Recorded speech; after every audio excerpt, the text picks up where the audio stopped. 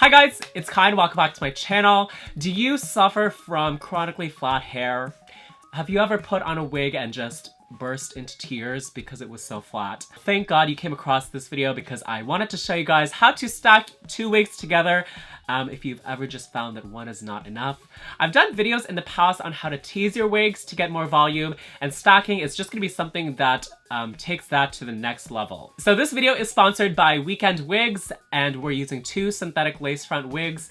They're a little bit shorter, they come down to about here. You want something that when straight comes down past your shoulders. That way when you curl it and tease it, it's going to give you this nice circle. I'm into it, and this hair is huge. Here is what it looks like from the back. Just a huge helmet of hair. I could just stare into this mirror for so long. Ooh. Anyway, we're gonna jump right into the tutorial.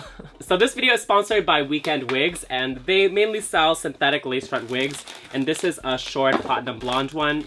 I mean, she's cute or whatever, and for a short wig like this, it's actually got quite a lot of density. There's a lot of hair in this. So what I'm gonna do with this is I'm gonna curl it. If your two wigs are already curly with sort of the same curl pattern, then you could skip this step and just work with the curl pattern that's already built into the wigs. But if the goal is really to maximize volume and have that hair hitting the ceiling, then I really think curls give you a lot more volume.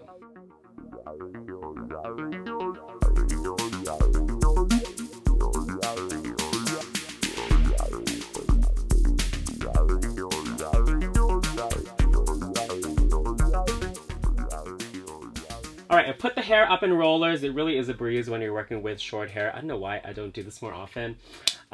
It's just so much easier to brush through into style. So I'm going to cover it with a plastic bag and then put her under steam. You know, I'm starting to think I need to send Leo's Textiles an invoice for how much free promo I'm giving them in these videos. I always say I just leave it on until I really feel that hair is really hot and damp from the outside all over, but I never give it any specific time. I'd say like 3 to 5 minutes. For a shorter wig like this, there's not as much hair in each roller, so the steam will really penetrate through, so it doesn't need that much time. And then I always say to just let it dry overnight. But today, if you're in a rush, you can also just put a blow dryer underneath this bag and stick it in there for about 5 minutes until the hair is dry.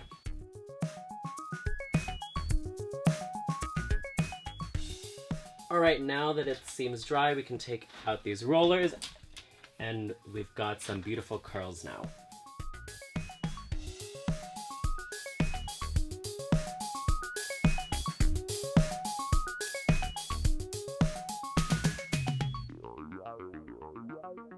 Right, so here's where we are now, and the wig is already looking much more voluminous with all these curls in it. You know some cooking shows where they're like, alright, put your cake in the oven and wait for 1 hour. But we don't have to wait for 1 hour because I already did one earlier. So this is our second wig that we're going to stack on top. It's the exact same wig as this one. I did the exact same thing to it.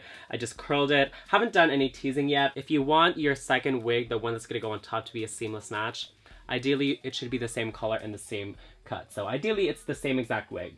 Since this is a lace front wig, I'm going to cut the lace off this top one. I mean, I'm going to cut the lace off of the bottom one too, but if you keep the lace on the top one, then it's just something unnecessary that's going to be visible. So cut it as close as you can to the hairline. So I'm also going to cut off these elastic bands because it's just unnecessary to keep them on when you're stacking this on top, and we have no need for them. So away we go. Right, so now this is ready to stack on top. So this, we're going to say, is our base wig. I'm going to section off the front hair. So this is about 2 to 3 inches of hair from the front that I've sectioned off so I can just hide the seam up there. Before I stack on my top wig, I'm going to do a little bit of teasing right in this area right here because our top wig is going to sit right on here, but as of now this is super flat, and in order to get really maximum volume, I want to add some volume right here so it puts the top wig on a platform. You can also get that effect by adding some sort of filler right here to bump it up, and maybe we can try out a combination of that. So I am taking some of this hair that's right behind this line of separation that we created, and I'm doing a little bit of backcombing. Now this backcombing, we have no intention of smoothing this out, so it can be pretty rough. It doesn't really need to be super neat. The idea is we're creating that base, that foundation for the top wig to sit on.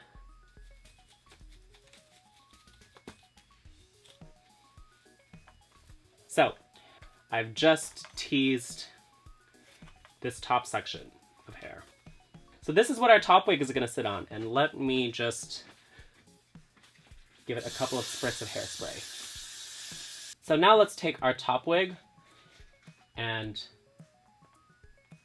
encapsulate all that teasing and lay the hairline of the top wig on this little seam, that little line of separation that where we've just sectioned off the front hair. And I'm going to anchor it in with some of these large pins. Just to see a little bit better, I'm going to clip a bunch of the hair back on my top wig. So this is the lace front of the top wig. And then I can lift it up. Here's that teasing we just created, and here's the back of the top wig.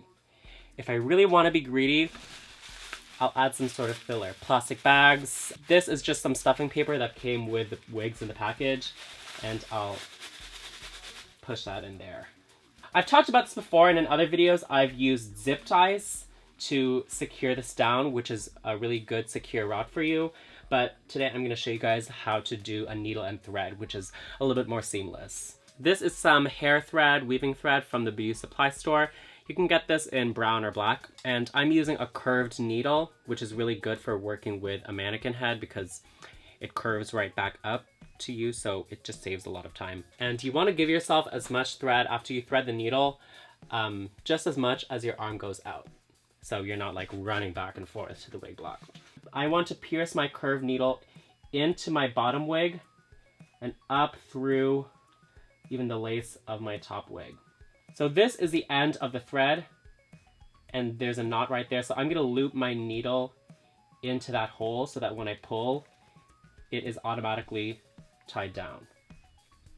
And then I'm going to go around the wig again, about an inch to its right, again piercing the needle through the bottom wig up through the lace of the top wig, and loop and pull. It's called a blanket stitch, which I've talked about in previous videos.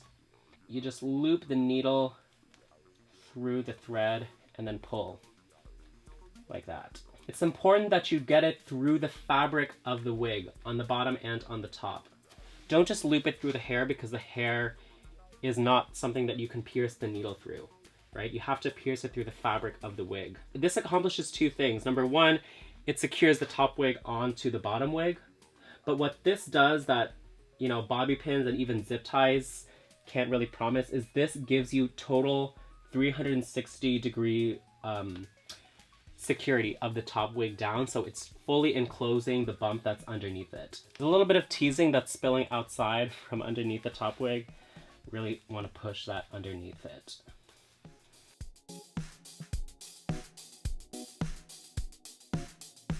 You can end your stitch by looping the thread around the needle a couple times. Hold it in place with your fingers at the base, then pull the needle through, and that is going to create a knot.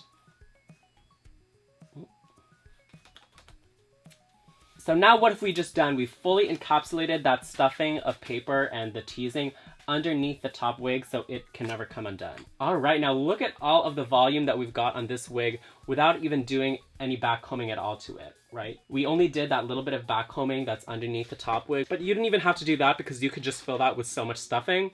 So this is a great tutorial for those of you guys who are really uncomfortable with teasing. You really don't want to do that, or maybe you've tried and you just can't get the hang of smoothing it out. This is a method of getting really huge hair with just stacking. You can imagine the possibilities once we've teased it up, or even the possibilities when you want to stack more wigs on top or longer wigs. So I'm going to do a little bit of teasing to this. I'm not really going to go into much detail around my method of teasing because I've already done a very detailed video about that, which you can go check out.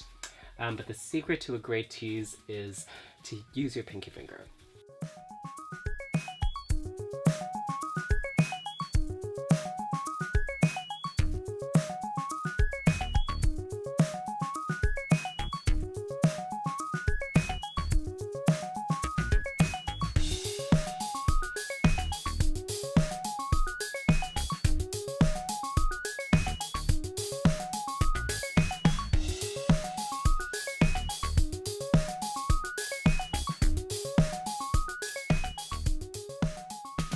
Whew! Okay, that was quite the workout. I am gonna deal with these last few pieces of hair later on, but I'm gonna start to smooth her out. Let's kind of do a little bit of a swoopy bang moment and start to guide her over this way. Mostly just brushing out the front because the way the back is with all those messy curls, I'm actually into that look. So I just want to really smooth out the front portion so this part is not so ratty. Right, so after I've smoothed that out, I'm gonna lock it in with hairspray, but first I'll put these clips in. You can smooth out the ends if you want, just by brushing them. And don't brush through it like that, right? Just brush it gently and softly, and the hair will respond gently and softly.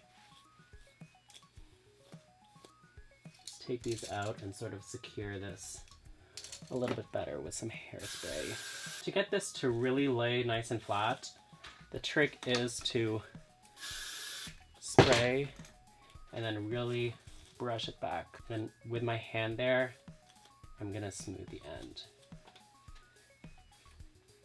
See how that is nice and flat? Secure that with a blow dryer. And because this is short hair, it can really stand up and you can really get lots of height out of it. It's not gonna fight as much as long hair would. Right, now I'm gonna tease up these last sections of hair.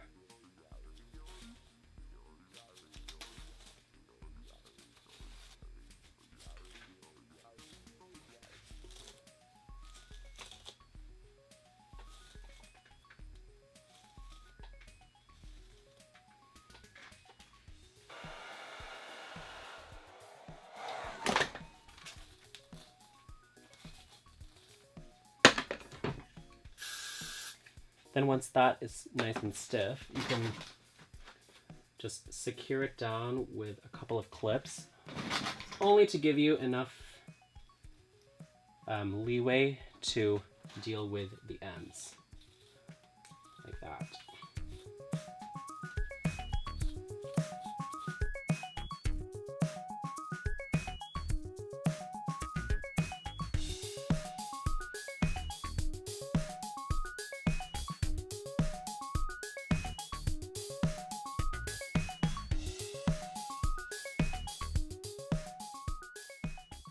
Alright, I'm loving the way this has turned out. I've ended up styling her to be a lot more tame than what we had earlier, but as you saw, this hair gets really huge and wild. Let me just go put on some makeup and a cute little outfit and show you what it looks like on. Alright you guys, this is how the look turned out. I hope you guys learned a lot from this video and that you liked it. If you did, be sure to give it a thumbs up and subscribe to my channel. I can't stay long, I actually have to head back to the palliative care center. But before I go, let me give a quick shout out to some of these people who've been tagging me in their Instagram posts for some tutorials of mine that they've recreated. If you're gonna recreate anything from my channel, please tag me just because I would love to see. But until I see you guys next time, I hope you're all doing well. Bye!